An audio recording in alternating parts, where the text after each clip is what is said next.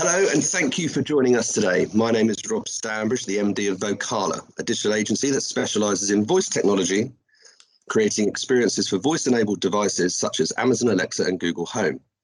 We've been involved in voice for 3 years now. We started by creating games and entertainment experiences, bringing game shows like Pointless and Deal or No Deal to Alexa, as well as partnering with celebrities such as Fern Cotton to bring their brand and experiences to voice.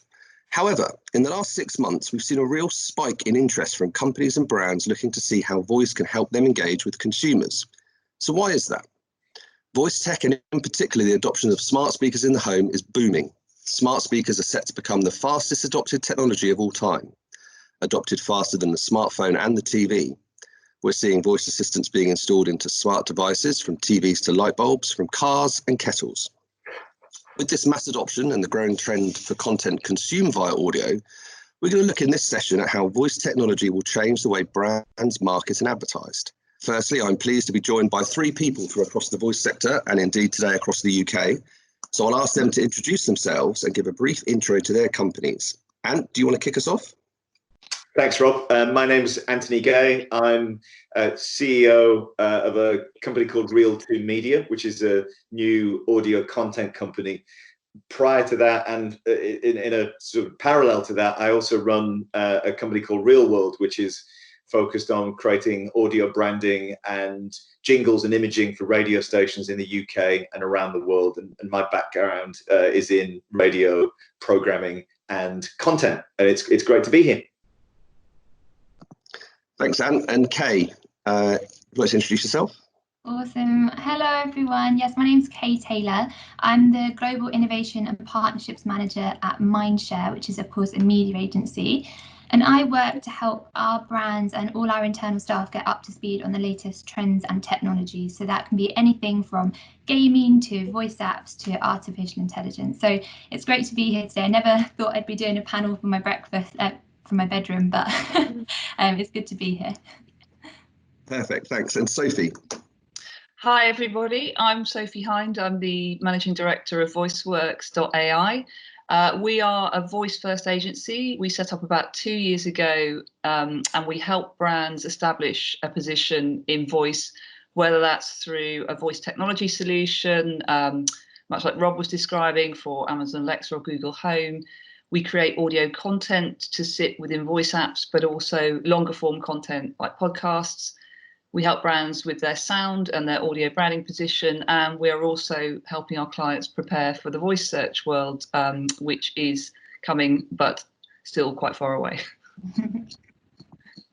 Perfect. Thank you all very much. Right, so we'll kick off into questions. And as I said in the intro, smart speakers are set to become the fastest adopted technology in history. I think there's already the latest stats, over 12.5 million smart speakers in the UK, and ownership and usage is growing fast.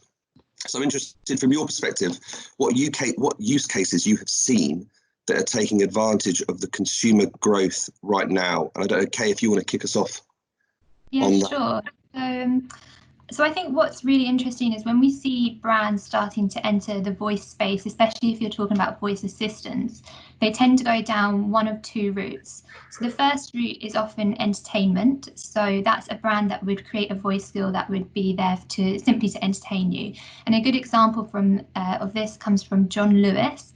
They created a voice skill which had Moz the Monster. So Moz the Monster is their mascot. And Moz the Monster would read bedtime stories to children. So that's a really nice entertainment way that brands are using it. And then the other way that we're seeing brands enter this space is through utility. And this is a really useful one as well. So it's really creating value for brands. So for example, this could be anything from creating a recipe skill through to creating something that really drives information and a use for people. So one example from Mindshare, for example, is our Tommy's skill, which we created recently. We put it on Alexa and Google Assistant, and it's for a pregnancy charity called Tommy's. And it provides pregnant women with safe and informed information and advice that they can't access through their doctors currently because of lockdown. So yeah, 2 ways that I would see brands using it currently, which is entertainment and utility. Perfect, thanks, Kay. Very similar to kind of the experiences we've been producing as well. Sophie, with your work, in your company. Have you seen similar things for brands jumping onto those two sectors? Absolutely. Yeah, absolutely. I agree with Kay. I think the market's still fairly dominated with fun and entertainment, or certainly a lot of the most popular skills being aimed at kids. But there are also some examples of some really useful and practical skills, and the Tommy one's a great example. Another one that I really liked that launched about a year ago, which was a practical but also useful skill, was Public Health England did a breastfeeding skill, and I just thought it was a perfect use case of a time when people literally can't use their hands. That they've got a newborn baby, they're feeding every 3 hours. It can give you a bit of companionship at 3 in the morning, but it was also a way for people to ask questions from healthcare professionals, or ask questions they might not want to ask a human actually, and set reminders. So I just thought it was a really practical and great way to use it. Yeah. Like what I know with games, when we look at things like mobile apps and those platforms, the first things that kick off are kind of the fun novelty games. And I know in voice, one of the biggest experiences that's taken off is the fart skill of all things, which kind of has more users than anything else, which is amazing. I think it was played on Radio 1 and got a big following. So yeah, I think it's still novelty. And you're kind of new into the voice interaction space. What was it that kind of drove you into that space in terms of what you saw as a real use case at the moment?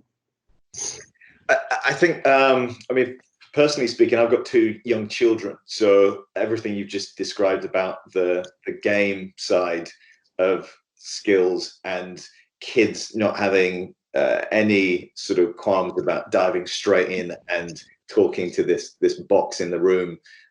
So without mentioning specific skills, but the fart generator being one of them, there's so much that it's been interesting to see, my young kids get involved in and play with, and how they interact with the speaker and bring in the different experiences has been fascinating. So that's certainly an area that we've spent a lot of time looking at. All my colleagues in the company have got young kids as well. So I'm sure we'll talk about one of the skills later that we've been working on. Yeah, perfect. And then I suppose as a follow-up to that, just anything you've seen that anyone's doing more innovatively. I know when we talk to brands, it's around creating connection and engagement with the audience. And in theory, there's no better way to create a relationship than actually having a conversation, which voice technology enables you to do.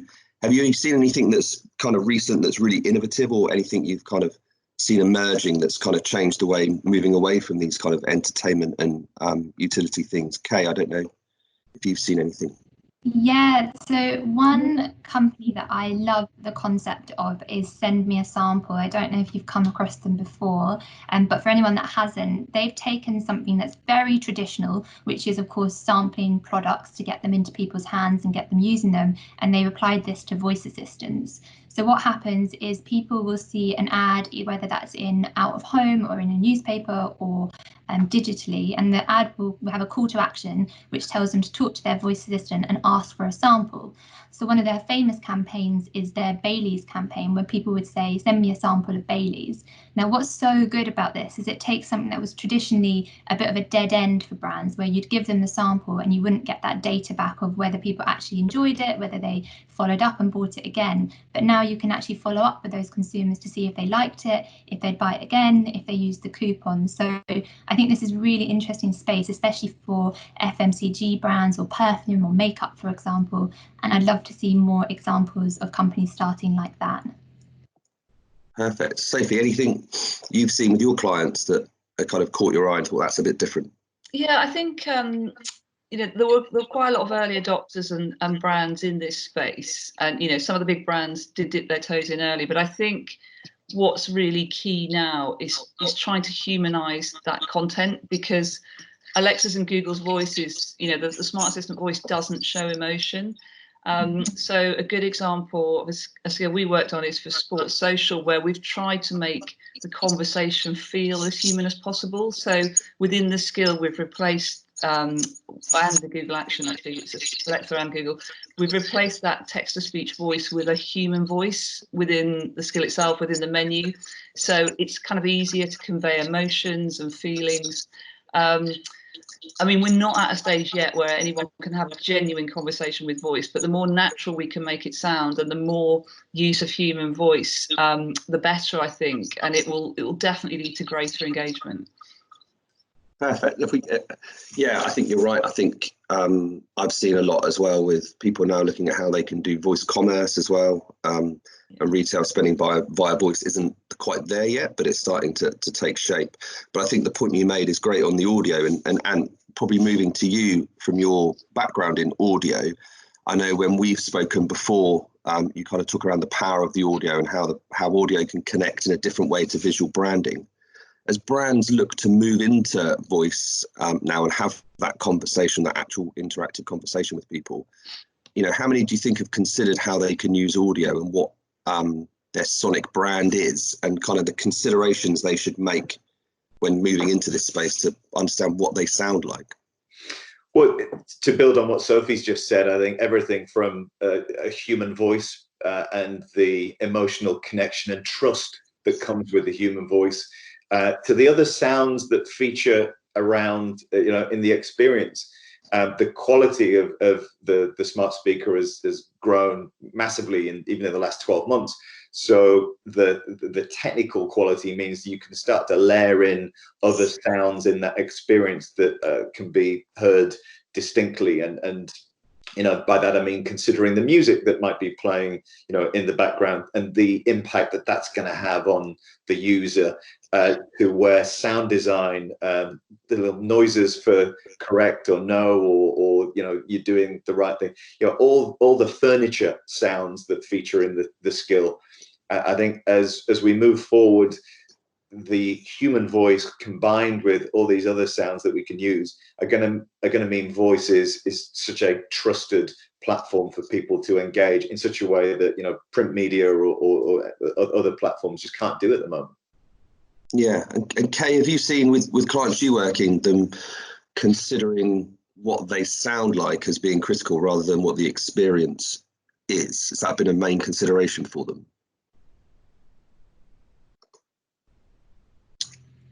I'm sorry, was that directed at me? My internet cut out for a second. No problem. It's to you, whether clients you're working with have kind of considered, rather than considering the experience they're trying to build, how much emphasis they put considering the audio sound of what they come across as and sound like? Yeah, so obviously voice and audio is a huge space. So for every brand, it's going to be different. And some brands are further ahead than other brands. Some might be thinking about audio and what they sound like on voice assistants, whereas some brands may be thinking about SEO and how they're discoverable through voice. So for us, we have a few ways that we approach this. We have a sound consultancy, which is solely based around helping brands to navigate that space. Lots of big buzzwords, but we basically have neuroscientists that work have roots in musicology as well. So we combine those two to make sure brands are using the right sounds and music for their campaigns and for their brand itself. But something else that we think about and we think is really important as well is just the smaller things. So for example, if you're a brand like BP, you're going to be much more easy to discover because everyone knows how to say BP. If you're a brand like Fage Yogurt, which is spelled Fage, not everyone knows how to pronounce that, for example, or another brand like Yves Saint Laurent, like not everyone knows how to say that correctly anyway. So it makes it much harder for brands to be discoverable. And then in a second part of that is incidental loyalty as well. So if I were to run out of Oreos and I wanted to order more Oreos, I would say, Alexa, add Oreos to my basket. Whereas if I ran out of toilet paper, I'm much less fussy and I don't really care about the brand that I have. So I would just say toilet paper. So if you're a brand in that space, you need to be careful and thinking about how you're thought of. So there's lots and lots of different parts that come into it, and audio and sound and sonic identity is really important, but it depends on the brand and what they're looking to achieve. Perfect. Yeah, very interesting. Ordering toilet roll at this time. Yeah, not being too fussy, I suppose. Just get what you can. And Sophie, with yourself and your clients in the audio space, because you breach over a bit more than just voice interactions and podcasting other way, how people sound and that audio, how's that being considered by your clients? Yeah. I think, I mean, I agree with everything that Anthony and Kay said. You know, an audio strategy is not a nice to have anymore. You know, it's a necessity for brands, and that link between how a brand looks and how a brand sounds is critical. And there's nothing more uncomfortable, I think, as a consumer when a brand, the sound of it doesn't live up to its kind of visual guidelines. And the science behind it is something that we talk to our customers about a lot as well. You know, that kind of it shapes our subconscious behaviors. You know, we talk about sound being the back door to people's minds and their purchasing decisions. So it's really, really important. And so I've got a big background in radio as well. So everything we've learned from broadcasting and radio advertising, and then moving into the space of thinking about utterances and what people will say when they're asking for a brand, and tying in with the voice search stuff that Kay's talking about is critical. So you've got to have a name or a statement that's really easily called to mind. If a client's going to try and a customer's trying to add you to their basket, you're absolutely right. There's some brands we're really loyal to, and others we might just say add toilet roll. So how do you get around that? And it's about getting those sonic triggers, I think, into people's heads. Yeah, definitely. I saw a study, I think it was MasterCard spent 15 million on in 2 years coming up with a very simple sonic brand, because they understood that kind of visual real estate was moving and actual audio real estate was there, and they wanted to be, I suppose, in a way a bit like the McDonald's "I'm loving it" jingle kind of thing. You hear that and straight away your mind thinks that's McDonald's. So brands thinking around that. But then you mentioned there as well, Sophie, and maybe we'll stick with you and just follow up on the advertising. I've seen studies that show that I think 27% of podcast listeners discover new brands via voice advertising. Other studies have shown that 38% of consumers have found voice ads to be less intrusive than traditional ads, and 39% believe ads are more engaging. Now, with voice in the future being able to bring interactive aspects to advertising, how do you think this will change the way brands approach kind of audio branding and advertising, and maybe turn traditional audio advertising on its head? I think it's really interesting the studies that are coming out around podcast listening and ad effectiveness, even compared to traditional audio. And I agree with what you've just said. It seems that we will tolerate advertising within something very intimate like a podcast, but from a creative point of view, you have to consider more carefully how you create that audio and that message. And I know that platforms like DAX have seen that over the last few years as well. When somebody's listening, quite possibly through earbuds or headphones, and you've got that kind of a 100% ownership of their brain space, you need a more subtle, or I suppose sympathetic audio sound. But I also think that voice apps are going to give clients a chance to be much more targeted, so they can focus more on individual users, as people are with podcasts as well, rather than these broad demographics. We can already look at location, age, weather. A million ads are doing some great work in this space, but I think we'll be able to look at things like buying behavior too. So we might know if somebody's previously shown an interest in a particular car or been viewing those cars online. So I think we can take that effectiveness element but make it incredibly targeted, and I think the location-based piece is really important as well, particularly with voice apps. Yeah, and you're kind of nodding your head along there. Advertising, being in the radio world, what's your kind of take on how voice is going to kind of change the way that we approach audio advertising? I think you're muted, and sorry, had to happen at some point. Sophie mentioned a million ads, and I think just to sort of pick up on the work that those guys have been doing in using data to personalize those commercials to the extent that they don't feel like ads, because it's a tailored message that is speaking directly to you. And some of the case studies that they've got are fascinating to see how granular you can get into the information that's being conveyed to an individual. The BBC ran an interesting project last year called Project Baxter, which in a similar way tailored trailers, promos that were on Six Music to different audiences depending on where you were listening and the information that you'd given up. So I think it's that sort of, you know, triad of interactivity and, you know, on demand when you need it, and this data that we have. Those three things combined are going to make those, you know, commercial messages really powerful very soon. Yeah. Kay. I think that's, I completely agree with what you guys have said. I'd just add to it that now you have the opportunity to use voice technology to target people as well. So, for example, if you're working with Spotify or another company called InStreammatic, you can target people and offer them the opportunity to talk back to you even through a radio ad or etc. So, for example, with Spotify, Unilever, one of our brands, and they have a brand called Axe, the deodorant. They created a campaign which was the first to market in the UK, where you offered people the chance to listen to a creative playlist and a custom playlist. And all they had to do was they would respond to the call to action, asking if they wanted to hear it, and people would say yes or no. So this is great because this means that you've actually, as you were saying, Sophie and Anne, that you've got that targeted audience, and you know that they're genuinely interested, and then they can continue to engage with you. Yeah, that's InStreammatic. I've kind of seen some stuff they've done on Spotify and Pandora, and I suppose for me, not really being involved in advertising, but the measurement that you see from that, where somebody actually, you hear an ad, but you actually respond to it and you get an answer, has much more value than potentially just saying, well, I played your ad to 5,000 people. It's like, well, how many of those actually did something on it?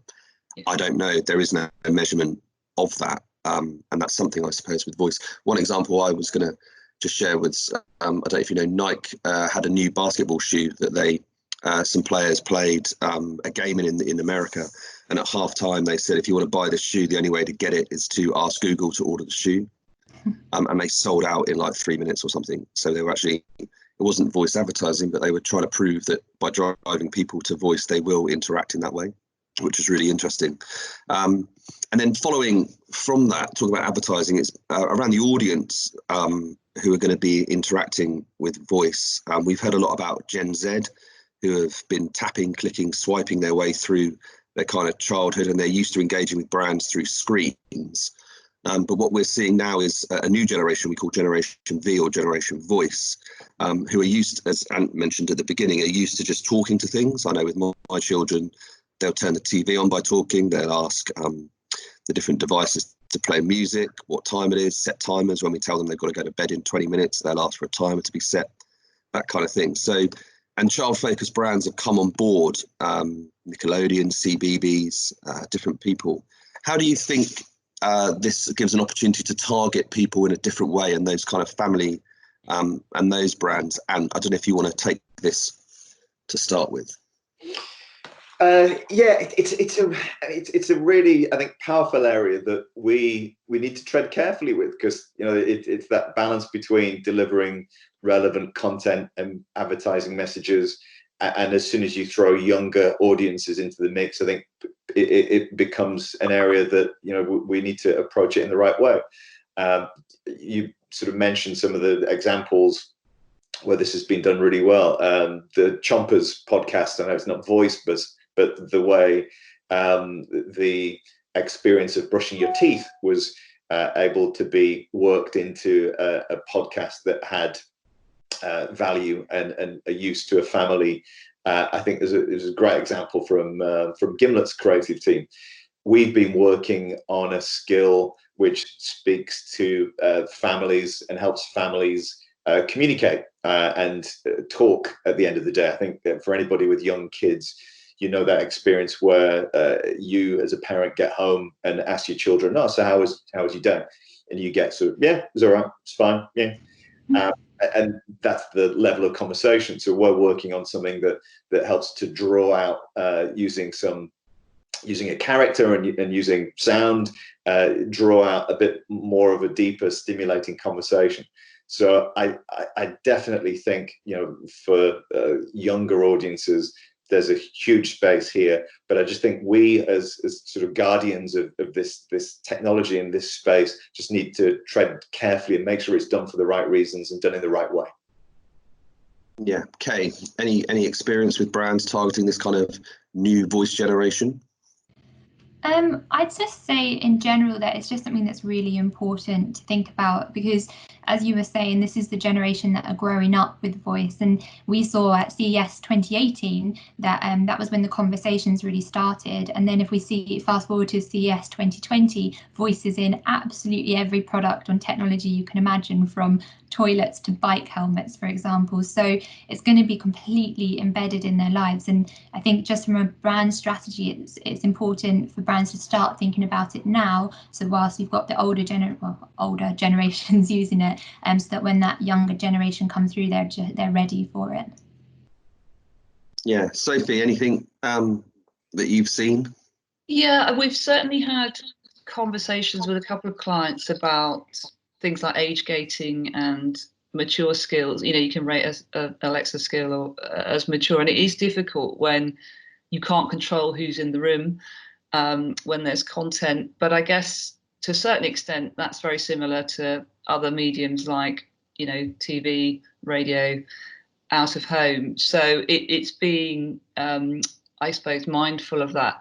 One thing I thought was interesting when I was thinking about this, I have a 12-year-old daughter, and I think when brands are thinking about how they promote their presence in voice, they should definitely be mindful of that younger audience, because it's usually the children that tell the parents about new features and new content, and whether it's, you know, ordering another takeaway or how to add things to your shopping list, or a football club announcing that the new season's shirt's out.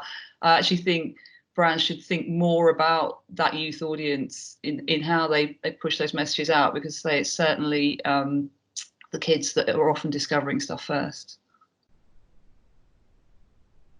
Yeah, it's very, yeah, my children do things all the time with our voice assistants. I don't know what they're doing, but I think as well, obviously with everyone being locked down at home, it's actually opened up or given brands an opportunity now to engage with smart speakers more. And I know that people are targeting, not so much targeting, but using voice assistants to kind of help with loneliness and the older generation and visually impaired. And there was a campaign that Amazon did with the RNIB, I don't know if you saw, where a lady opens the curtains and it's clearly raining, and she looks out and says, Alexa, what should is it going to rain today, kind of thing, because obviously she can't see, and how they're helping in that generation. And we've had examples with some of our games where we do a crossword puzzle, and a visually impaired guy contacted us to say that it was amazing because the first time he's been able to do a crossword without somebody reading out the clues for him, and it's kind of changed in a small way his life.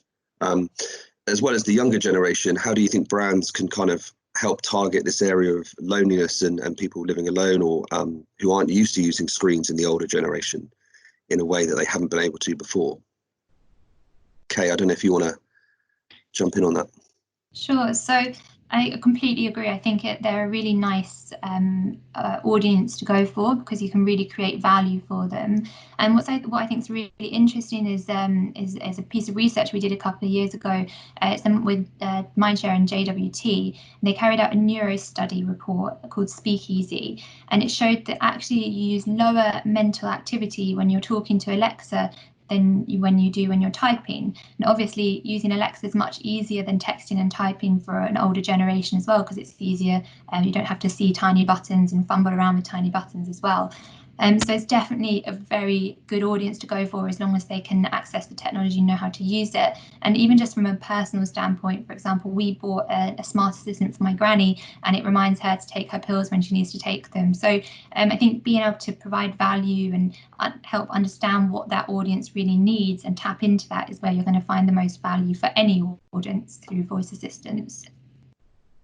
Yeah, Sophie, anything you've seen? Or I think, well, I've certainly seen some similar studies, and there was an interesting study in the States about tackling loneliness and isolation using digital assistants in a care home, and just things like the physical act of speaking to something really helps reduce feelings of isolation. So whether it's when you first wake up in the morning and talking to a smart speaker, but I think from a a practical point of view, I think there's some great things that brands can do to target the older generation. So even things like if a relative of mine moved into a new flat, an older relative, and everything was new, and understanding how to use the heating system to the washing machine and being given a whole stack of printed manuals was crazy. And being able to have audio versions of instructions, as Kay says, things like reminders, home security sounds. There's loads of security skills out there that make people think that you're at home. And I think if you're living on your own, you might feel quite reassured. My mum used to just play wall-to-wall classic FM, but now she can use kind of home security sounds. So I think entertainment content, obviously, but yeah, practical advice and being able to have a conversation, it does help sort of stimulate and make people feel more positive in their surroundings. Perfect. Just looking at my clock, I think our time is almost up on this session. So just to end, and I'll come to you first, just as a final thought for everyone who's watching, great to hear what you think, what steps you would recommend brands and marketers take right now so they can take advantage of this voice market. If you've got one or two ideas, that'd be great. The obvious one, it's a conference about the future of audio, is have an audio strategy. I think everybody's agreed on that one. Dig deeper into the values of what your business, what your brand is about, and find ways in which you can reflect those values using sound.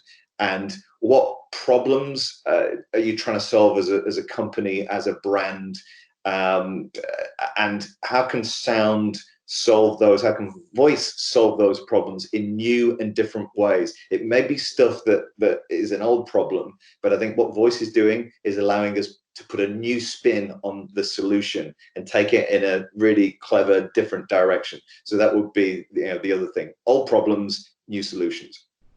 Perfect. Yeah. Kay, final thought. Yeah, so a little bit less sexy, but I always think that any kind of brand entering voice search or voice skills, etc., you need to make sure that your SEO is in a really good place before you do anything else. So don't run before you can walk, is what I would say. And the reason for this is because, of course, voice assistants, if they're asked for a general question, will read the first thing they come across. So making sure that your SEO is in a good place is a really good place to start. Perfect. And Sophie? To build on what the others have said, yeah, I think your customers are already there. So people are using voice. This isn't going away. The explosion of speakers, continues. So think about all those customer touch points you already have and consider how you can add voice to those different elements of the customer journey and understand user intention. To build on the search point, anticipate questions and provide answers through audio and through voice. Great, yeah, and I think for me, it's don't think about what you currently do in other spaces, whether it's web or mobile, and think that you can transition that into voice. It's a new platform. It's content that's consumed in a different way, and people looking for a different experience. So, but for everyone out there who's thinking about it, I'd say, yeah, speak to anybody on this panel here if you want to get in touch. I think our Twitter will be there for questions after. But yeah, have a play, open up your smart speaker, talk to it, ask about your brand, see what it does, see what your competitors are doing, and work out a way you can move forward. So thank you all very much for joining us. I hope everybody found this useful. And as I said, I think questions can be submitted to us as well. So thanks for your time.